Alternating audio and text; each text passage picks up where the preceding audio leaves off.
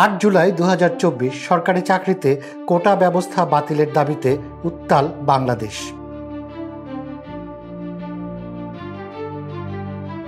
এদিন দ্বিতীয় দিনের মতো বাংলা ব্লকেট কর্মসূচিতে রাজপথে নামে শিক্ষার্থীরা। রাজধানী ঢাকাসহ দেশের বিভিন্ন অঞ্চলে অবরোধ, মিছিল আর প্রতিবাদে প্রায় স্থবির হয়ে পড়ে জনজীবন।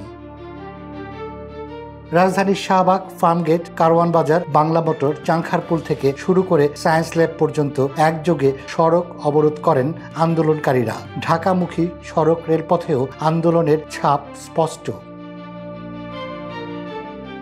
আন্দোলনকারী শিক্ষার্থীরা 3 দিনের আলটিমেটাম দেন। দাবি না মানলে 10 তারিখ সারা দেশে সর্বাত্মক বাংলা ব্লকেট পালন করা হবে বলে ঘোষণা আসে। বিকেলে ঢাবি গ্রন্থাগার থেকে বের হওয়া একটি মিছিল শাহবাগ ও কারওয়ান বাজার রাস্তা অবরোধ করে। আরেক দল গাবতলীমুখী পথে অবস্থান নেয়। সায়েন্স ল্যাব, নীলক্ষেত, ফার্মগেট সব জায়গাতেই দেখা যায় অবস্থান ও প্রতিবাদ।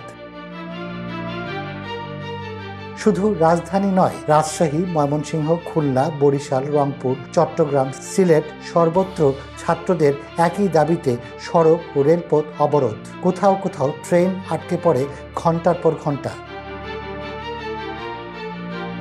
এদিন রাজধানীর পুরান ঢাকায় অবস্থান নিয়ে সচিবালয়ের সামনে পৌঁছান জগন্নাথ বিশ্ববিদ্যালয়ের শিক্ষার্থীরা। আরেকদিকে ডিজিএফআইয়ের উপর অভিযোগ উঠে আন্দোলন ঠেকাতে শীর্ষ সমন্বয়কদের কার্যত আটকে রাখার।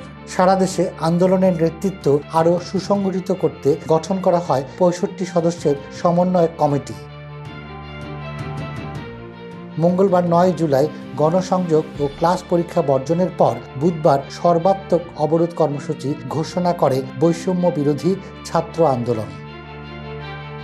কাজল হায়দারের রিপোর্টে রুমি নোমান, খবর সংযোগ।